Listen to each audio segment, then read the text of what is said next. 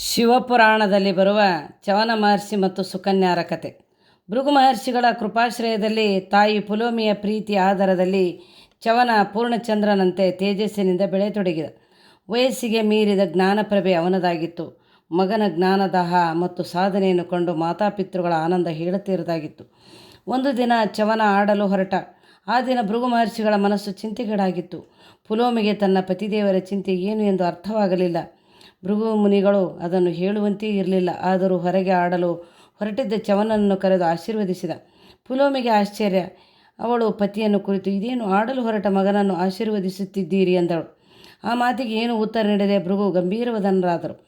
ಚವನನು ತನ್ನ ಗೆಳೆಯರಾದ ವಿರೂಪಾಕ್ಷ, ಗೋಪಣ್ಣ, ಸಾಂಬ, ಕೋರತ ಮುಂತಾದ ಗೆಳೆಯರೊಡನೆ ಆಡುತ್ತಿದ್ದ. ಅವರೆಲ್ಲರೂ ಸೇರಿ ನಾನಾ ವಿಧವಾದ ಹೂಗಳನ್ನು ಕಿತ್ತು ಅದರಿಂದ ಒಂದು ಚೆಂಡನ್ನು ಮಾಡಿ ಒಬ್ಬರಿಗೊಬ್ಬರು ಎಸೆದಾಡುವ ಆಟವಾಡುತ್ತಿದ್ದರು. ಮಧ್ಯಾಹ್ನ 12 ಗಂಟೆಯ ಸಮಯ. ಅವರಿಗೆ ಹಸಿವಿನ ಗಮನವೇ ಇಲ್ಲ. ಕಡೆಗೆ ಗೋಪಣ್ಣ ಆ ಹೂವಿನ ಚೆಂಡನ್ನು ಒಂದು ಬೋಧಿ ವೃಕ್ಷದ ಕೆಳಗೆ ಎಸೆದ. ಕುವರತನು ಕೂಗಿಕೊಳ್ಳುತ್ತಾ, ಚವನ, ನೀನು ಹಿಡಿ ಆ ಚೆಂಡನ್ನು ಎಂದು ಅರಚಿದ. ಚವನ ಬೋಧಿ ವೃಕ್ಷದ ಬಳಿಗೆ ಓಡಿ ಆ ಚೆಂಡನ್ನು ಕೈಯಲ್ಲಿ ಹಿಡಿದ. ಅವನಿಗೆ ಮಿಂಚು ಹೊಡೆದಂತಾಯಿತು. ಈ ಪ್ರಪಂಚವೇ ಮರೆತು ಹೋಯಿತು. ಚೆಂಡು ಅವನ ಕೈಯಿಂದ ಕೆಳಗೆ ಬಿತ್ತು. ಬಾಲಕ ಚವನ ಆ ಮರದ ಕೆಳಗೆ ಪದ್ಮಾಸನ ಹಾಕಿಕೊಂಡು ಕುಳಿತುಬಿಟ್ಟ. ಅವನ ಬಾಯಿಂದ ಶಿವಸ್ತೋತ್ರಗಳು ಪುಂಖಾನುಪುಂಖವಾಗಿ ಹೊರಬಿದ್ದವು. ಅವನ ತುಟಿಗಳು ಒಂದೇ ಸಮನೆ ಪಂಚಾಕ್ಷರಿಯನ್ನು ಜಪಿಸತೊಡಗಿದವು. ಬಾಲಕರು ಗಾಬರಿಯಾದರು. ಅವನನ್ನು ಎಷ್ಟು ಮಾತನಾಡಿಸಿದರೂ ಅವನು ಜಪಿಸುತ್ತಿದ್ದ ಪಂಚಾಕ್ಷರಿಯೇ ಅದಕ್ಕೆ ಉತ್ತರವಾಯಿತು. ಈ ಎಚ್ಚರಿಯನ್ನು ತಿಳಿಸಲು ಗೆಳೆಯರು ಕುಟೀರದ ಕಡೆಗೆ ಓಡಿದರು. ಭೃಗುಮುನಿಗಳು ತಮ್ಮ ಪತ್ನಿಯೊಡನೆ ಧಾವಿಸಿ ಬಂದರು. ಪುಲೋಮಿಯ ಮಗನನ್ನು ಮಾತನಾಡಿಸಿ ವಿಫಲಳಾದಳು. ಭೃಗುಮುನಿಗಳು ತಮ್ಮ ಪತ್ನಿಯನ್ನು ಕುರಿತು, ಅವನನ್ನು ಮಾತನಾಡಿಸಬೇಡ, ಸುಮ್ಮನಿರು, ಅವನಿಗೆ ಬ್ರಹ್ಮಾನುಭವವಾಗಿದೆ. ನಾನು ಎಣಿಸಿದ್ದಂತೆ ಆಯಿತು. ಅವನೀಗ ಯೋಗ ಸಮಾಧಿಯಲ್ಲಿದ್ದಾನೆ. ಅವನಿಗೂ ನಮಗೂ ಇದ್ದ ಲೋಕಾಯತ ಸಂಬಂಧ ಇಂದಿಗೆ ಮುಗಿಯಿತು. ನಮ್ಮ 7 ಕುಲಗಳು ಉದ್ಧಾರವಾಯಿತು ಎಂದರು. ಅವರು ಮೌನವಾಗಿ ಕುಟೀರದ ಕಡೆಗೆ ನಡೆದರು. ಅನೇಕ ವರ್ಷಗಳು ಕಳೆದು ಹೋದವು. ಚವನ ಕುಳಿತಿದ್ದ ಜಾಗದಲ್ಲಿ ಒಂದು ಹುತ್ತ ಬೆಳೆದು ಅವನನ್ನು ಪೂರ್ತಿ ಆವರಿಸಿತು. ಈಗ ಚವನನು ಕುಳಿತಿದ್ದ ಸ್ಥಳದಲ್ಲಿ ಒಂದು ಆಳಿನಾಕಾರದ ಹುತ್ತ ಮಾತ್ರ ಕಾಣಿಸುತ್ತಿದೆ. ಆತನು ಹುತ್ತದೊಳಗೆ ಕುಳಿತಿದ್ದ ಅವಧಿಯಲ್ಲಿ 40 ಸಂವತ್ಸರಗಳು ಕಳೆದು ಹೋಗಿವೆ. ಚವನನು ಹುತ್ತದೊಳಗೆ ಯೋಗ ಸಮಾಧಿಯಲ್ಲಿ ಕುಳಿತಿದ್ದಾನೆ. ಆತನಿಗೆ ಯಾವುದೇ ಭಾವವಿಲ್ಲ, ಹಸಿವು ತೃಷೆಗಳಿಲ್ಲ, ಜನನ ಮರಣಗಳಿಲ್ಲ. ದೇಹಕ್ಕೆ ಅತೀತವಾದ ಬ್ರಹ್ಮವೇ ಆಗಿ ಇಂದು 52 ವರ್ಷಗಳ ದೇಹವನ್ನು ಹೊತ್ತಿರುವ ಚವನ ಮಹರ್ಷಿಗಳೇ ಅವರು. ಆ ದೇಶದ ರಾಜ ಶರ್ಯಾತಿಯು ತನ್ನ ಪ್ರಜೆಗಳಿಗೆ ಯಾವ ತೊಂದರೆಯೂ ಬಾರದಂತೆ ಅತ್ಯಂತ ಕ್ಷೇಮವಾಗಿ ಪಾಲಿಸುತ್ತಿದ್ದನು. ಸುತ್ತಮುತ್ತಲ ದುಷ್ಟ ಪಾಳೆಗಾರನು ಗೆದ್ದು ಅವರನ್ನು ತನ್ನ ಸಾಮಂತರನಾಗಿ ಮಾಡಿಕೊಂಡು ಅತ್ಯಂತ ಕೀರ್ತಿಶಾಲಿಯಾಗಿದ್ದನು. ರಾಜನಿಗೆ ಗಂಡು ಸಂತಾನವಿರಲಿಲ್ಲ. ಒಬ್ಬಳೇ ಮಗಳು ಸುಕನ್ಯಳನ್ನು ಅತ್ಯಂತ ಪ್ರೀತಿ ಅಕ್ಕರೆಯಿಂದ ಬೆಳೆಸಿ ಗಂಡು ಹೆಣ್ಣು ಎಲ್ಲವೂ ಸುಕನ್ಯಳೆಂದೇ ಭಾವಿಸಿ ಅವಳ ಮೇಲೆ ಪಂಚಪ್ರಾಣವನ್ನೇ ಇಟ್ಟುಕೊಂಡಿದ್ದರು. ಸುಕನ್ಯಳನ್ನು ತುಂಬ ಮುದ್ದಾಗಿ ಬೆಳೆಸಿದ್ದುದರಿಂದ ಈಕೆಯು ಸದಾ ಸಖಿಯರ ಜೊತೆಯಲ್ಲಿ ನಾನಾ ವಿಧವಾದ ಆಟಪಾಠಗಳನ್ನು ಆಡುವುದು ಹಾಗೂ ತಂದೆಯು ತನ್ನ ಪರಿವಾರದೊಡನೆ ಬೇಟೆಯಾಡಲು ಅರಣ್ಯಕ್ಕೆ ಹೋದಾಗ ಇವಳ ಸಖಿಯರು ಸೈನಿಕರನ್ನು ಗೋಳು ಹೊಯ್ದುಕೊಳ್ಳುವುದು ಪದ್ಧತಿಯಾಗಿತ್ತು. ಒಂದು ದಿನ ಯಥಾಪ್ರಕಾರ ಶರ್ಯಾತಿಯು ತನ್ನ ಪರಿವಾರದೊಡನೆ ಬೇಟೆಯಾಡಲು ಹೊರಟ. ಮಾಮೂಲಿನಂತೆ ಸುಕನ್ಯಳು ಸಹ ತನ್ನ 10 ಮಂದಿ ಸಖಿಯರೊಡನೆ ತಾನೂ ಹೊರಟಳು. ಅರಣ್ಯವನ್ನು ಸೇರಿದೊಡನೆಯೇ ತನ್ನ ತಂದೆಯು ಬೇಟೆಯಾಡುವ ಪ್ರದೇಶವನ್ನು ಬಿಟ್ಟು ಭೃಗುಮುನಿಗಳ ಪರ್ಣಕುಟೀರವಿದ್ದ ಸುಂದರವನ ಪ್ರದೇಶದ ಕಡೆಗೆ ಹೊರಟರು. ಸುಕನ್ಯಳ ಪರಿವಾರ ಅಲ್ಲಿ ಅವರದೇ ಸ್ವಾತಂತ್ರ್ಯ. ಹಕ್ಕಿಗಳಂತೆ ಹಾರಾಡಿದರು, ಮೀನಿನಂತೆ ಈಜಾಡಿದರು, ಮರಗಳಿಗೆ ಉಯ್ಯಾಲೆಯನ್ನು ಕಟ್ಟಿ ತೂಗಾಡುತ್ತಿದ್ದರು. ಕಡೆಗೆ ಅವರೆಲ್ಲರೂ ಕಣ್ಣಾಮುಚ್ಚಾಲೆ ಆಟಕ್ಕೆ ಪ್ರಾರಂಭಿಸಿದರು. ಮೊದಲು ಹುಡುಕಬೇಕಾದ್ದು ಸುಕನ್ಯಳೆ. ಸುಕನ್ಯಳ ಕಣ್ಣಿಗೆ ಬಟ್ಟೆಯನ್ನು ಕಟ್ಟಲಾಯಿತು. ಅವಳನ್ನು ಒಂದು ಕಡೆ ಕುಳ್ಳಿರಿಸಿ ಸಖಿಯರೆಲ್ಲ ದೂರ ದೂರ ಓಡಿ ಮರಗಳು, ಪೊದೆಗಳ ಸಂದುಗಳಲ್ಲಿ ಬಚ್ಚಿಟ್ಟುಕೊಂಡರು. ನಾವು ಸಿದ್ಧ ರಾಜಕುಮಾರಿ, ಇನ್ನು ನಮ್ಮನ್ನು ಹುಡುಕು ಎಂದು ಅವಳ ಆಪ್ತ ಸಖಿ ಸತ್ಯಜಿತೆ ಕೂಗಿಕೊಂಡಳು. ಸುಕನ್ಯೆ ತನ್ನ ಕಣ್ಣುಗಳಿಗೆ ಕಟ್ಟಿಕೊಂಡಿದ್ದ ಕಪ್ಪು ಬಟ್ಟೆಯನ್ನು ಬಿಚ್ಚಿದಳು. ನಂತರ ಸುತ್ತಲೂ ನೋಡಿದಳು. ತನ್ನ ಸಖಿಯರು ಬಚ್ಚಿಟ್ಟುಕೊಂಡಿದ್ದ ಸ್ಥಳ ಯಾವುದೂ ಗೋಚರಿಸಲಿಲ್ಲ. ಇದೇನು ಒಬ್ಬರೂ ಕಾಣಿಸುತ್ತಿಲ್ಲ, ಎಲ್ಲೋ ಬಹಳ ದೂರ ಅಲ್ಲಲ್ಲಿ ಬಚ್ಚಿಟ್ಟುಕೊಂಡಿರಬಹುದು ಎಂದು ತಿಳಿದು ಅವರನ್ನು ಹುಡುಕುತ್ತಾ ಭೃಗುಮುನಿಗಳ ಕುಟೀರದ ಬಳಿಗೆ ಬಂದಳು. ಅಲ್ಲಿ ಅವಳು ಕಂಡಿದ್ದೇನು, ಆಳು ಎತ್ತರದ ಒಂದು ಹುತ್ತ. ಅವಳಿಗೆ ಆಶ್ಚರ್ಯವಾಯಿತು. ಇದೇನು ಹುತ್ತ ಈ ರೀತಿ ಬೆಳೆದಿದೆ? ಒಳಗಡೆ ಯಾರಾದರೂ ಇದ್ದಾರೋ? ಇಲ್ಲ, ಒಳಗಡೆ ಯಾರೂ ಇರಲು ಸಾಧ್ಯವಿಲ್ಲ ಎಂದು ಭಾವಿಸಿದಳು. ಅವಳಿಗೆ ಗಾಬರಿಯಾಯಿತು. ಅವಳು ಸಖಿಯರೇ, ಸತ್ಯಜಿತೆ ಎಂದು ಕೂಗಿಕೊಂಡಳು. ಅವಳಿಗೆ ಭಯದ ಜೊತೆಗೆ ಹುಡುಕಾಟವಾಯಿತು. ಈ ಹುತ್ತದೊಳಗೆ ಯಾವುದೋ ಭೂತ ಸೇರಿಕೊಂಡಿದೆ. 2 ರಂಧ್ರಗಳೂ ಬೇರೆ ಇವೆ. ಈ ರಂಧ್ರಗಳ ಮೂಲಕ ನಮ್ಮನ್ನು ಈ ಪಿಶಾಚಿ ನೋಡುತ್ತಿರುವಂತಿದೆ. ಈಗ ಈ ರಂಧ್ರಗಳ ಮೂಲಕ ಇದರ ಕಣ್ಣುಗಳನ್ನೇ ಕೀಳುತ್ತೇನೆ ಎಂದು ತೀರ್ಮಾನಿಸಿ ಸುತ್ತಮುತ್ತಲಿದ್ದ ಕಾರೆ ಗಿಡದಲ್ಲಿ ಒಂದು ಕಡ್ಡಿಯನ್ನು ಮುರಿದುಕೊಂಡು ಹುತ್ತದ ಬಳಿಗೆ ಹೋದಳು. ಇದನ್ನು ಒಳಗಿನಿಂದಲೇ ಗಮನಿಸಿದ್ದ ಚವನರು ಗಟ್ಟಿಯಾಗಿ ಕಿರುಚುತ್ತಾ, ವತ್ಸೆ, ದೂರ ಹೋಗು, ಹತ್ತಿರ ಬರಬೇಡ ಎಂದರು. ಇದೀಗ ಸುಕನ್ಯಳಿಗೆ ಭಯದ ಜೊತೆಗೆ ವಿನೋದವೂ ಆಯಿತು. ಅವಳು ಮನದಲ್ಲಿ ಯೋಚಿಸುತ್ತಾ, ಈ ಹುತ್ತದೊಳಗೆ ಯಾವುದೋ ಪಿಶಾಚಿ ಸೇರಿಕೊಂಡು ಹುತ್ತದಲ್ಲಿ 2 ರಂಧ್ರಗಳನ್ನು ಮಾಡಿಕೊಂಡು ನಮ್ಮನ್ನೆಲ್ಲ ನೋಡುತ್ತಿದೆ. ಈಗ ನಾನೊಂದು ತಮಾಷೆ ಮಾಡುತ್ತೇನೆ. ಈ 2 ರಂಧ್ರಗಳು ಆ ಪಿಶಾಚಿಯ ಕಣ್ಣುಗಳು ಏನೋ ಗೊತ್ತಾಗಿಲ್ಲ. ಈ ಪಿಶಾಚಿ ಹೊರಗೆ ಬಂದರೆ ನಮ್ಮ ಗತಿ. ಆದ್ದರಿಂದ ಈ ಕಡ್ಡಿಯಿಂದ ಆ 2 ರಂಧ್ರವನ್ನು ಚುಚ್ಚುತ್ತೇನೆ ಎಂದುಕೊಂಡು ಈ ಕಡ್ಡಿಯನ್ನು ತೆಗೆದುಕೊಂಡು ಹುತ್ತದ ರಂಧ್ರಗಳ ಬಳಿ ಬಂದು ಕಡ್ಡಿಯಿಂದ ರಂಧ್ರಗಳನ್ನು ಭೇದಿಸಲು ಮುಂದಾದಳು.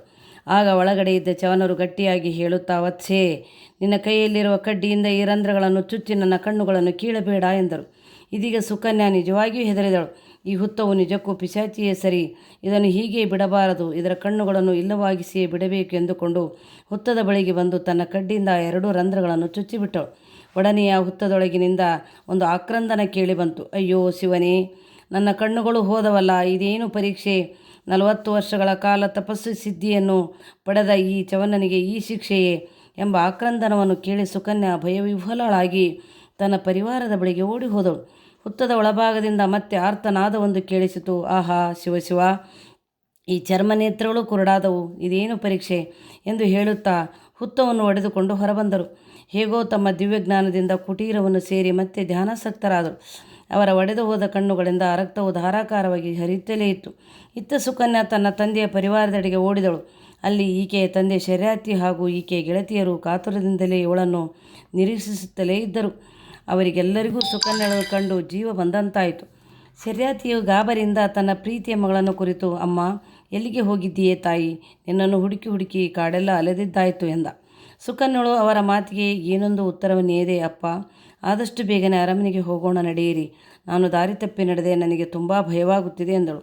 ಆಕೆಯ ಮಾತು ಶರ್ಯಾತಿಗೆ ತುಂಬ ಆಶ್ಚರ್ಯವನ್ನುಂಟು ಮಾಡಿತು. ಆದರೂ ಶರ್ಯಾತಿಯು, ಆಗಲು ತಾಯಿ, ಅದಕ್ಕೇನು, ಈಗಲೇ ಹೊರಡೋಣ ಎಂದು ಹೇಳಿ ತನ್ನ ಸೈನಿಕರಿಗೆ ಹಿಂದಿರುಗುವಂತೆ ಆಜ್ಞೆ ಮಾಡಿದಳು. ಎಲ್ಲರೂ ರಾಜಧಾನಿಯ ಕಡೆಗೆ ಹೊರಟು ಬಿಟ್ಟರು. ಸುಕನ್ಯಾಳ ಮಾತು ತಂದೆ ಶರ್ಯಾತಿಗೆ ಏಕೋ ಒಳಕಿದಂತಾಯಿತು. ಅವನು ತನ್ನ ಪರಿವಾರದೊಡನೆ ರಾಜಧಾನಿ ಸೇರಿದ. ಅರಮನೆ ಸೇರಿದ ಸುಕನ್ಯಳು ತನ್ನ ಅಂತಃಪುರವನ್ನು ಸೇರಿ ಮಲಗಿಬಿಟ್ಟಳು. ಒಂದೇ ಸಮನೆ ದುಃಖಿಸತೊಡಗಿದಳು. ತಾನು ಒಂದು ಘೋರ ಅಪರಾಧ ಮಾಡಿರುವೆನೆಂದು ಅವಳಿಗೆ ಭಾಸವಾಯಿತು. ತನ್ನಿಂದ ಯಾರೋ ಮಹಾನುಭಾವರಿಗೆ ಅಪಚಾರವಾಗಿದೆ ಎಂದೇ ಅವಳು ಚಿಂತಿಸಿ ಕೊರಗತೊಡಗಿದಳು. ಸುಕನ್ಯಳ ಸಖಿಯರು ಹಾಗೂ ತಂದೆ ಶರ್ಯಾತಿ, ತಾಯಿ ಮಾಯಾವತಿಯು ಎಷ್ಟು ಸಮಾಧಾನ ಹೇಳಿದರೂ ಸುಕನ್ಯಳ ಚಿಂತೆ ಕಡಿಮೆ ಆಗಲಿಲ್ಲ. ಅವಳ ದುಃಖವೂ ಕಡಿಮೆ ಆಗಲಿಲ್ಲ ಮತ್ತು ಅವಳ ಚಿಂತೆಗೆ ಕಾರಣವೇನೆಂದರೂ ಸಹ ಯಾರಿಗೂ ತಿಳಿಯಲಿಲ್ಲ. ಕೆಲವು ದಿನಗಳ ನಂತರ ರಾಜ್ಯದಲ್ಲಿ ಹಾಹಾಕಾರವೆಂಬ ವರ್ತಮಾನ ರಾಜನವರೆಗೂ ದೂರು ಬಂತು. ಪ್ರಜೆಗಳಲ್ಲಿ ಎದ್ದಿರುವ ಈ ಹಾಹಾಕಾರಕ್ಕೆ ಕಾರಣವಾದರೂ ಏನು ಎಂದು ಮಂತ್ರಿ ಶೂರಸೇನನ್ನು ಕೇಳಿದ್ದಕ್ಕೆ ಅವನು ಭಯಭಕ್ತಿಯಿಂದ ನಡುಗುತ್ತಾ, ಮಹಾಪ್ರಭು, ಸಾಮ್ರಾಜ್ಯದ ಪ್ರಜೆಗಳಲ್ಲಿ ಭಯಂಕರವಾದ ರೋಗ ಹರಡಿದೆ. ಒಂದು ಮನೆಗೆ ಒಬ್ಬರಾದರೂ ಒಂದಲ್ಲ ಒಂದು ಕಾಯಿಲೆಯಿಂದ ಹಾಸಿಗೆ ಹಿಡಿದಿದ್ದಾರೆ. ಇಂತಹ ಭಯಂಕರ ವಿಪತ್ತು ಈ ಹಿಂದೆ ಯಾವಾಗಲೂ ಬಂದಿರಲಿಲ್ಲವೆಂದು ಹಿರಿಯರು ಹೇಳಿಕೊಳ್ಳುತ್ತಿದ್ದಾರೆ. ಇಂತಹ ವಿಪತ್ತು ನಮ್ಮ ಸಾಮ್ರಾಜ್ಯದ ಮೇಲೆ ಯಾವ ದೇವತೆಯ ಶಾಪವೋ ಏನೋ, ನನಗಂತೂ ಏನೂ ತೋಚುತ್ತಿಲ್ಲ ಮಹಾಪ್ರಭು ಎಂದು ಕಣ್ಣೀರ್ಗರೆದ. ಇತ್ತ ಶರ್ಯಾತಿಯು ರಾಜಕುಮಾರಿಯು ಮಲಗಿದ್ದ ಮಂಚದ ಬಳಿ ಕುಳಿತು, ಎದ್ದೇಳು ಮಗಳೇ, ನನ್ನ ಪ್ರಜೆಗಳಿಗೆ ಬಂದಿರುವ ಗಂಡಾಂತರ ತಿಳಿಯಿತಲ್ಲವೇ? ರಾಜಕುಮಾರಿ ಸುಕನ್ಯಳು ಎದ್ದು ಕುಳಿತು, ತಿಳಿಯಿತು ಅಪ್ಪಾಜಿ ಎಂದಳು. ಶರ್ಯಾತಿಯು ಮಗಳ ಮುಖವನ್ನೇ ನೋಡುತ್ತಾ, ಇದು ಯಾರೋ ಮಹರ್ಷಿಗಳ ಶಾಪ ಎಂದು ಎಲ್ಲರ ಅಭಿಪ್ರಾಯ. ನಮ್ಮ ಪ್ರಜೆಗಳೋ ಇಲ್ಲವೋ ನಮ್ಮ ಅರಮನೆಯವರಿಂದಲೋ ಯಾರೋ ಮಹಾನುಭಾವರಿಗೆ ಅಪಚಾರವಾಗಿದೆ ಮಗಳೇ ಎಂದು ರಾಜ ದುಃಖದಿಂದ ಹೇಳಿದ. ಹೌದು ಅಪ್ಪಾಜಿ, ಮಹರ್ಷಿಗಳಿಗೆ ಅಪಚಾರವಾಗಿದೆ. ಈ ವಿಷಯ ನನಗೆ ಗೊತ್ತು ಎಂದಳು ಸುಕನ್ಯಾ. ಶರ್ಯಾತಿಯು ದಿಗ್ಗನೆ ಮೇಲೆ ಕೆದ್ದು, ಏನೆಂದೇ? ಯಾರೋ ಮಹರ್ಷಿಗಳಿಗೆ ಅಪಚಾರವಾಗಿರುವುದು ನಿನಗೆ ತಿಳಿದಿದೆಯೇ? ಏನಿದು ಅರ್ಥ ಮಗಳೇ? ರಾಜ ತನ್ನ ಕತ್ತಿಯನ್ನು ಒರೆಯಿಂದ ಕಳಚಿದ. ಶಾಂತರಾಗಿ ಅಪ್ಪಾಜಿ, ಯಾರಿಂದಲಾದರೂ ಸರಿಯೇ, ಒಬ್ಬ ಮಹರ್ಷಿಗಳಿಗೆ ಅಪಚಾರವಾಗಿದ್ದರೆ ಅವರು ಶಿಕ್ಷಾರ್ಹರಲ್ಲವೇ ಅಪ್ಪಾಜಿ? ಹೌದು, ನಿಸ್ಸಂದೇಹವಾಗಿ. ನಿನಗೆ ತಿಳಿದಿದ್ದರೆ ಹೇಳು ಮಗು, ಅವರ ಶಿರಸ್ಸನ್ನು ಈಗಲೇ ಛೇದಿಸಿಬಿಡುತ್ತೇನೆ ಎಂದ ಶರ್ಯಾತಿ. ಅದು ಅಷ್ಟು ಸುಲಭವಲ್ಲ. ಏನೆಂದೆ ಮಗಳೇ? ನನ್ನ ಶೌರ್ಯವನ್ನೇ ನ್ಯಾಯಪರತೆಯನ್ನೇ ಅನುಮಾನಿಸುತ್ತಿರುವೆಯಾ? ಬೇರೆ ಯಾರಾದರೂ ಈ ಮಾತು ಹೇಳಿದ್ದರೆ ಅವರ ಶಿರವನ್ನೇ ಚೆಂಡಾಡುತ್ತಿದ್ದೆ. ಹಾಗಾದರೆ ಮಹಾಪ್ರಭು ನನ್ನ ಶಿರವನ್ನೇ ಛೇದಿಸಬಹುದು. ಏನೆಂದೆ? ನಿನ್ನ ಶಿರವನ್ನೇ ಛೇದಿಸಬೇಕೇ? ಹೌದು ಮಹಾಪ್ರಭು, ಈಗ ನಮ್ಮ ರಾಜ್ಯಕ್ಕೆ ಒದಗಿ ಬಂದಿರುವ ಪಿಡುಗಿಗೆ ನಾನೇ ಕಾರಣ. ನನ್ನಿಂದ ಮಹರ್ಷಿಗಳೊಬ್ಬರಿಗೆ ಮಹಾ ಅಪಚಾರವಾಗಿ ಹೋಗಿದೆ. ಯಾರು ಮಗಳೇ? ಏನದು ಅಪಚಾರ? ಶಾಂತರಾಗಿ ಅಪ್ಪಾಜಿ. ಇಂದು ಭೃಗು ಮಹರ್ಷಿಗಳ ಮಕ್ಕಳಾದ ಚವನ ಮಹರ್ಷಿಗಳಿಗೆ 2 ಕಣ್ಣು ಇಲ್ಲ. ಅವರ ಕಣ್ಣುಗಳನ್ನು ಕುರುಡು ಮಾಡಿದವಳು ನಾನೇ ಅಪ್ಪಾಜಿ ಎಂದು ಹೇಳಿ ಸುಕನ್ಯಳು ಬೇಟೆಗೆ ಹೋದ ಸಮಯದಲ್ಲಿ ನಡೆದ ಘಟನೆಯನ್ನೆಲ್ಲ ವಿವರಿಸಿ ಹೇಳಿಬಿಟ್ಟಳು. ಶರ್ಯಾತಿ ಮಹಾರಾಜನ ಕೈಯಿಂದ ಕತ್ತಿಯು ಜಾರಿ ಬಿತ್ತು. ಅವನು ಹಾಗೆಯೇ ಮೂರ್ಛೆ ಹೋದ. ನನ್ನನ್ನು ಚವನ ಮಹರ್ಷಿಗಳ ಬಳಿಗೆ ಕರೆದೊಯ್ಯಿರಿ ಅಪ್ಪಾಜಿ. ನಾನು ಅವರ ಪಾದಗಳ ಮೇಲೆ ಬಿದ್ದು ಅವರ ಕ್ಷಮೆ ಕೇಳಬೇಕು ಎಂದು ಒಂದೇ ಸಮನೆ ಸುಕನ್ಯಾ ತಂದೆಗೆ ಬೇಡಿಕೊಂಡಳು. ಅನ್ಯಥಾ ಮಾರ್ಗವಿಲ್ಲದೆ ಶರ್ಯಾತಿಯು ತನ್ನ ಮಗು, ಪತ್ನಿ ಹಾಗೂ ಮಂತ್ರಿಯರೊಡನೆ ಚವನ ಮಹರ್ಷಿಗಳ ಕುಟೀರಕ್ಕೆ ನಡೆದರು. ಕುಟೀರಕ್ಕೆ ಈ ಪರಿವಾರವೆಲ್ಲವೂ ಬಂದಾಗ ಚವನರು ಧ್ಯಾನಾಸಕ್ತರಾಗಿ ಕುಳಿತಿದ್ದರು. ಅವರ ಶಿಷ್ಯರುಗಳು ರಾಜಪರಿವಾರವನ್ನು ಗೌರವಾಧಾರಗಳಿಂದ ಬರಮಾಡಿಕೊಂಡರು. ಕಣ್ಣುಗಳೆರಡೂ ಇಲ್ಲವಾಗಿ ಆದರೆ ತೇಜೋಮಯವಾಗಿ ಕುಳಿತಿದ್ದ ಚವನರನ್ನು ಕಂಡು ಶರ್ಯಾತಿ ಮಹಾರಾಜನಿಗೆ ದುಃಖ ಉಕ್ಕಿ ಬಂತು. ಆವೇಶ ಬಂದವನಂತೆ ಶರ್ಯಾತಿಯು ಚವನ ಮಹರ್ಷಿಗಳ ಪಾದಕಮಲದ ಮೇಲೆ ಬಿದ್ದು ಹೊರಳಾಡಿದ. ಬಹಿರ್ಮುಖರಾದ ಚವನರು ಯಾರದು ಎಂದು ಪ್ರಶ್ನಿಸಿದಾಗ ಶಿಷ್ಯರುಗಳು ಶರ್ಯಾತಿ ಮಹಾರಾಜನ ಪರಿಚಯವನ್ನು ತಿಳಿಸಿದರು. ನಾನು ಈ ರಾಜ್ಯದ ದೊರೆ ಶರ್ಯಾತಿ. ಆದರೆ ನಾನು ಪ್ರಜಾರಕ್ಷಕ ಎಂಬ ಪದವಿಗೆ ಅನರ್ಹನಾಗಿದ್ದೇನೆ ಮಹರ್ಷಿ. ಏಕೆಂದರೆ ತಮ್ಮ ಕಣ್ಣುಗಳಿಗೆ ಕಂಟಕಪ್ರಾಯಳಾದ ಸುಕನ್ಯೆಯನ್ನು ಪಡೆದ ನಿರ್ಭಾಗ್ಯ ತಂದೆಯೇ ನಾನು. ಮಹಾನುಭಾವ, ನನ್ನನ್ನು ಕ್ಷಮಿಸಿರಿ ಎಂದು ಶರ್ಯಾತಿ ಮಹಾರಾಜ ಚವನರ ಪಾದಕಮಲದ ಮೇಲೆ ಬಿದ್ದು ಹೊರಳಾಡಿದ. ಅದೇ ಕ್ಷಣದಲ್ಲಿ ಸುಕನ್ಯೆಯು ಚವನರ ಪಾದದ ಮೇಲೆ ಬಿದ್ದು, ಸ್ವಾಮಿ, ನಾನೇ ದೌರ್ಭಾಗ್ಯ ಕನ್ಯೆ ಸುಕನ್ಯೆ. ನನ್ನನ್ನು ತಮ್ಮ ಪಾದ ಸೇವಕಳನ್ನಾಗಿ ಮಾಡಿಕೊಂಡು ನನ್ನ ಪಾಪವನ್ನು ಹೋಗಲಾಡಿಸಿರಿ ಎಂದಳು. ತಂದೆ ಮಗಳಿಬ್ಬರ ಈ ಆರ್ತಾಲಾಪ ನೆರೆದಿದ್ದವರ ಕಣ್ಣುಗಳನ್ನು ತೋಯಿಸಿತು. ತೇಜೋಮಯನೂ ತಪಸ್ಸಿದ್ಧಿಯೂ ಆದ ಚವನರು ಕರುಣಾಪೂರಿತವಾಗಿ ತಂದೆ ಮಗಳಿಬ್ಬರನ್ನು ಸಂತೈಸುತ್ತಾ, ಎದ್ದೇಳಿ, ಯಾರಿಗೂ ಯಾರೂ ಹೊಣೆಯಲ್ಲ. ಒಬ್ಬರಿಗೆ ಒದಗಿದ ದುಃಖಕ್ಕೆ ಮತ್ತೊಬ್ಬರು ಕಾರಣರಲ್ಲ. ಇದು ಲೌಕಿಕದಲ್ಲಿ ಸಮಂಜಸವಾಗಿ ಕಂಡರೂ ವೈಚಾರಿಕವಾಗಿ ಹೇಳಬೇಕೆಂದರೆ ಇವೆಲ್ಲವೂ ಎಂತಹವರನ್ನು ಬಿಡದ ಕರ್ಮಫಲವೇ ಸರಿ. ಅಂದ ಮೇಲೆ ನನ್ನ ಕಣ್ಣುಗಳು ಹೋಗಿರುವುದಕ್ಕೆ ತೋರಿಕೆಯಲ್ಲಿ ಸುಕನ್ಯೆ ಕಾರಣಳಾದರೂ ಇದು ನನ್ನ ಕರ್ಮಫಲವೇ ಸರಿ. ಈ ಕೃತ್ಯದಲ್ಲಿ ಸುಕನ್ಯೆ ನಿಮಿತ್ತ ಮಾತ್ರ ಎಂದು ಚವನರು ತಂದೆ ಮಗಳನ್ನು ಸಮಾಧಾನಪಡಿಸಿದರು. ಸುಕನ್ಯೆ ತಮ್ಮ ಕಣ್ಣುಗಳನ್ನು ಕಳೆದ ನಾನು ತಮ್ಮನ್ನು ಕಣ್ಣುಗಳಂತೆ ಇದ್ದು ತಮ್ಮ ಸೇವೆ ಮಾಡುವ ಭಾಗ್ಯವನ್ನು ತಾವು ನೀಡಬೇಕು ಎಂದಳು. ಅಂದರೆ ನಿನ್ನ ಮಾತಿನ ಅರ್ಥವಾದರೂ ಏನು ರಾಜಕುಮಾರಿ ಎಂದರು. ನಾನು ತಮ್ಮ ಧರ್ಮಪತ್ನಿಯಾಗಿ ಈ ಜನ್ಮವನ್ನು ಮುಂದೆ ತಮ್ಮ ಪಾದಸೇವೆಯಲ್ಲಿ ಕಳೆದು ನನ್ನ ಜನ್ಮವನ್ನು ಸಾರ್ಥಕಗೊಳಿಸಲು ತಾವು ಕೃಪೆ ಮಾಡಿ ಒಪ್ಪಬೇಕು ಎಂದಳು. ಶಿವ, ನನ್ನಂತಹ ವೃದ್ಧನಿಗೆ ನಿನ್ನಂತಹ ಸುಕುಮಾರಿಯೇ, ಇದು ಸಮಂಜಸವೇ ಎಂದರು. ಸ್ವಾಮಿ, ಸಕಲವನ್ನು ತಿಳಿದಂತಹ ತ್ರಿಕಾಲಜ್ಞಾನಿಗಳಾದ ತಮಗೆ ನಾನು ಹೇಳುವುದೇನಿದೆ? ವಯಸ್ಸು ಎಂಬುದು ನಶ್ವರವಾದ ಈ ಜಡದೇಹಕ್ಕಲ್ಲದೆ ಮಾನಸ ಬ್ರಹ್ಮಕ್ಕಲ್ಲ ಅಲ್ಲವೇ? ಅಂದ ಮೇಲೆ ನಮ್ಮದು ಮಾನಸಿಕ ಬ್ರಹ್ಮೈಕ್ಯ. ತಾವು ಕೃಪೆ ಮಾಡಿ ಒಪ್ಪಿ ನನ್ನ ಜನ್ಮವನ್ನು ಸಾರ್ಥಕಗೊಳಿಸಬೇಕು ಎಂದು ಹೇಳಿದ ಸುಕನ್ಯಾ ತನ್ನ ತಂದೆ ತಾಯಿಯರ ಕಡೆ ತಿರುಗಿ, ಅಪ್ಪಾಜಿ, ನನ್ನನ್ನು ಹರಸಿರಿ, ನೀವಿನ್ನೂ ಹೊರಡಿರಿ. ನಾನು ಈ ಮಹಾನುಭಾವರ ಸೇವೆಯಲ್ಲಿದ್ದು ನನ್ನ ಜನ್ಮವನ್ನು ಪಾವನಗೊಳಿಸುತ್ತೇನೆ ಎಂದಳು. ಮಗಳೇ, ಎಂತಹ ಘೋರ ಪ್ರತಿಜ್ಞೆಯಮ್ಮ ನಿನ್ನದು ಎಂದು ಹೇಳಿ ಶರ್ಯಾತಿ ಮಹಾರಾಜ ಹಾಗೂ ರಾಜಮಾತೆ ತಮ್ಮ ಮಗಳನ್ನು ಅಪ್ಪಿ ಮುದ್ದಾಡಿ ಸುಕನ್ಯಳನ್ನು ಚವನರ ಮಹರ್ಷಿಗಳಿಗೆ ಒಪ್ಪಿಸಿ ನಂತರ ತಮ್ಮ ಮಗಳನ್ನು ಚವನ ಮಹರ್ಷಿಗಳಿಗೆ ಧಾರೆ ಎರೆದುಕೊಟ್ಟು ದುಃಖವನ್ನು ಮರೆತು ತನ್ನ ಪ್ರಜೆಗಳ ಆರೋಗ್ಯವರ್ಧನೆಯ ಕಡೆಗೆ ಮನಸ್ಸನ್ನು ನೀಡಿದರು. ಸುಕನ್ಯಳ ದಾಂಪತ್ಯ ಜೀವನವನ್ನು ಹೇಳಬೇಕೆಂದರೆ ಅದು ಕೆಸರಿನ ಮೇಲಿನ ತಾವರಿಯಂತೆಯೇ ಇದ್ದಿತು. ಚವನರು ಹಾಗೂ ಸುಕನ್ಯಾ ಲೋಕದ ಕಣ್ಣಿಗೆ ದಂಪತಿಗಳಾದರೂ ಅಲ್ಲಿ ಗುರುಶಿಷ್ಯರ ಸಂಬಂಧವೇ ತಾಂಡವಾಡುತ್ತಿತ್ತು. ಒಂದು ದಿನ ಸುಕನ್ಯಳು ಪ್ರಾತಃವಿಧಿಯ ನಿಯಮದಂತೆ ತನ್ನ ಪತಿ ಚವನರ ಪಾದವನ್ನು ತೊಳೆದು ಅವರಿಗೆ ನಮಸ್ಕರಿಸುತ್ತಾ, ಸ್ವಾಮಿ, ನಾನು ತಮ್ಮಂತಹ ಮಹಾನುಭಾವರಿಗೆ ಎಸಗಿದ ಅಪರಾಧದ ಫಲವಾಗಿ ನಮ್ಮ ರಾಜ್ಯದ ಜನತೆಗೆ ಭಯಂಕರ ಪೀಡೆ ಒದಗಿ ಬಂದಿದೆ. ಅದು ತಮ್ಮಿಂದಲೇ ನಿವಾರಣೆಯಾಗಬೇಕಾಗಿದೆ. ನನ್ನ ಇದೊಂದು ಕೋರಿಕೆಯನ್ನು ನೆರವೇರಿಸಿಕೊಡಬೇಕು ಎಂದು ಪತಿಯ ಪಾದಗಳನ್ನು ಹಿಡಿದು ಬೇಡಿದಳು. ಸುಪ್ರೀತರಾದ ಚವನರು ಸುಕನ್ಯೆಯನ್ನು ಕುರಿತು, ವಶ್ಯೆ, ಕಣ್ಣಿಲ್ಲದ ನನ್ನನ್ನು ನೀನು ಯಾವಾಗ ಒಂದು ಸ್ವಲ್ಪವೂ ಒಳಿಕಿಲ್ಲದೆ ಒರೆಸಿದೆಯೋ ಅದು ನಿಜಕ್ಕೂ ಒಂದು ತ್ಯಾಗವೇ ಸರಿ. ಪ್ರತಿಫಲಾಕ್ಷೆ ಇಲ್ಲದೆ ನಿನ್ನ ಈ ಸೇವೆಯೇ ಮತ್ತು ಅದರ ಫಲವೇ ಈ ರಾಜ್ಯದ ಪ್ರಜೆಗಳನ್ನು ರಕ್ಷಿಸುತ್ತದೆ. ಈ ಚವನನ ನುಡಿಯೇ ದಿವ್ಯವಾದ ಔಷಧಿಯಾಗಿ ಎಲ್ಲರನ್ನೂ ರಕ್ಷಿಸಲಿ ಎಂದು ಅಭಯವನ್ನು ನೀಡಿದಳು. ನಾನು ನಾಳೆಯ ದಿನ ನದಿಯಲ್ಲಿ ಮಿಂದು ಅಶ್ವಿನಿ ದೇವತೆಗಳನ್ನು ಆಹ್ವಾನಿಸುತ್ತೇನೆ. ಈ ರಾಜ್ಯದ ಪ್ರಜೆಗಳೆಲ್ಲರೂ ಆ ನದಿಯಲ್ಲಿ ಮಿಂದು ಜಲಪಾನ ಮಾಡಲಿ. ಅವರ ರೋಗಗಳೆಲ್ಲವೂ ಪರಿಹಾರವಾಗುತ್ತವೆ ಎಂದರು. ಸುಕನ್ಯೆಗೆ ಅತ್ಯಾನಂದವಾಯಿತು. ಮಾರನೇ ದಿನ ನದಿಯ ತೀರದಲ್ಲಿ ಜನಸಾಗರ. ರಾಜ್ಯದ ಪ್ರಜೆಗಳೆಲ್ಲರೂ ನದಿಯಲ್ಲಿ ಮಿಂದು ಚವನರ ಪ್ರಾರ್ಥನೆಯನ್ನು ಮಾಡುತ್ತಾ ಆ ನದಿಯ ಪವಿತ್ರ ತೀರ್ಥವನ್ನು ಸೇವಿಸಿದರು. ಕಾಲಕ್ರಮೇಣ ಪ್ರಜೆಗಳು ಯಾವುದೇ ತರಹದ ರೋಗ ರುಜಿನಾದಿಗಳು ಇಲ್ಲದೆ ಆರೋಗ್ಯಪೂರ್ಣರಾದರು. ಶರ್ಯಾತಿ ಮಹಾಪ್ರಭುವಿನ ಹಾಗೂ ರಾಜಕುಮಾರಿ ಸುಕನ್ಯಳ ತ್ಯಾಗವನ್ನು ಮನಸಾರೆ ಕೊಂಡಾಡಿದರು. ರಾಜ್ಯವು ಮಳೆ, ಬೆಳೆ ಮತ್ತು ಆರೋಗ್ಯ ಸಂಪತ್ತಿನಿಂದ ತುಳುಕಾಡತೊಡಗಿತು. ಸುಕನ್ಯಾಳ ದಿವ್ಯವಾದ ರೂಪಾತಿಶಯದ ಜೊತೆಗೆ ಅವಳ ಪರಮ ಪವಿತ್ರತಾ ಧರ್ಮವೂ ಸೇರಿ ಸುವರ್ಣಕ್ಕೆ ಸುವಾಸನೆ ಲೇಪಿಸಂತಾಯಿತು. ಇವಳ ಮನೋಹರವಾದ ರೂಪಾತಿಶಯವು ದೇವತೆಗಳನ್ನು ಸಹ ಆಕರ್ಷಿಸಿತು. ಹೀಗಿರುವಾಗೆ ಚವನ ಮಹರ್ಷಿಗಳ ಧರ್ಮಪತ್ನಿ ಮಹಾಪತಿವ್ರತೆಯಾದ ಸುಕನ್ಯಳ ರೂಪವು ಅಜಿತ ಮತ್ತು ಸುಜಿತರೆಂಬ ಅಶ್ವಿನಿ ದೇವತೆಗಳನ್ನು ಆಕರ್ಷಿಸಿದ್ದು ಅವರ ದುರ್ವಿಧಿಯೇ ಸರಿ. ಇವರು ಗಗನದಲ್ಲಿ ಸಂಚರಿಸುವಾಗ ಅನೇಕ ಬಾರಿ ತುಳಸಿ ವನದಲ್ಲಿ ಹೂ ಬಿಡಿಸುತ್ತಿದ್ದ ಸುಕನ್ಯಳನ್ನು ಕಂಡು ಮೋಹಿತರಾಗಿದ್ದರು. ಇಂತಹ ರೂಪಸಿಯನ್ನು ಸೃಷ್ಟಿ ಮಾಡಿ ಚವನನಂತಹ ಕುರುಡನಿಗೆ ಗಂಟು ಹಾಕಿದ ಬ್ರಹ್ಮದೇವನನ್ನು ಅವರು ಮನದಲ್ಲಿಯೇ ಆಕ್ಷೇಪಿಸಿದರು. ಅಜಿತನು ಬ್ರಹ್ಮದೇವನನ್ನು ಹೇಳಿಸುತ್ತಾ, ಈ ಬ್ರಹ್ಮದೇವನು ಮುದುಕನಾಗಿದ್ದಾನೆ, ಇವನ ಯೋಗ್ಯತೆಗೆ ಸರಿಯಾಗಿ ಸುಕನ್ಯಳಂತಹ ರೂಪರಾಶಿಯನ್ನು ಚವನಂತಹ ಕುರುಡು ಮುದುಕನಿಗೆ ಗಂಟು ಹಾಕಿದ್ದಾನಲ್ಲ ಎಂದು ನೊಂದುಕೊಂಡನು. ದೇವಲೋಕದಲ್ಲಿ ಸಂಚರಿಸುತ್ತಿದ್ದ ನಾರದ ಮುನಿಯು ಈ ಅಶ್ವಿನಿ ದೇವತೆಗಳ ಮಾತುಗಳನ್ನು ಗಮನಿಸಿ, ಇವರಿಗೂ ಕೇಡುಗಾಲ ಪ್ರಾಪ್ತಿಯಾದಂತಿದೆ, ಇದು ನನಗಂತೂ ಬೇಸರ ಕಳೆಯುವ ವಿಚಾರವೇ ಸರಿ ಎಂದು ಮುಂದಿನ ಬೆಳವಣಿಗೆಯನ್ನು ಎದುರು ನೋಡತೊಡಗಿದರು. ಒಂದು ದಿನ ಸುಕನ್ಯೆಯು ತನ್ನ ಪತಿದೇವರಿಗೆ ಊಟ ಮಾಡಿಸಿ ಶಿವಧ್ಯಾನ ಮಾಡುತ್ತಾ ಅವರನ್ನು ಮಂಚದ ಮೇಲೆ ಮಲಗಿಸಿದಳು. ಚವನರಿಗೆ ನಿದ್ರೆ ಹತ್ತಿತು. ಸುಕನ್ಯಳು ಪತಿಯ ಪಾದಕ್ಕೆ ನಮಸ್ಕರಿಸಿ ನಿಂತಳು. ಅವಳಿಗೆ ಹಿಂದಿನ ಸ್ಮರಣೆಯೆಲ್ಲವೂ ಬಂತು. ತನ್ನ ಸಖಿಯರೊಡನೆ ಜಲಕ್ರೀಡೆ ಆಡುತ್ತಿದ್ದುದನ್ನು ನೆನೆಸಿಕೊಂಡಳು. ತಾನು ಈ ಪರ್ಣಕುಟಿ ಸೇರಿ ಇಷ್ಟು ದಿವಸಗಳಾದವು, ಒಂದು ದಿನವಾದರೂ ನನ್ನ ಸಖಿಯರು ನನ್ನ ನೆನೆಸಿಕೊಂಡು ಇಲ್ಲಿಗೆ ಬರಲಿಲ್ಲವಲ್ಲ ಎಂದು ಬೇಸರಪಟ್ಟುಕೊಂಡಳು. ಈ ದಿನ ನದಿಗೆ ಹೋಗಿ ತೃಪ್ತಿಯಾಗುವಷ್ಟು ಮೇಯಬೇಕೆಂದು ವಿಚಿತ್ರ ಹಂಬಲ ಅವಳಲ್ಲಿ ಮೂಡಿತು. ನೇರವಾಗಿ ನದಿ ತೀರದ ಕಡೆಗೆ ನಡೆದಳು.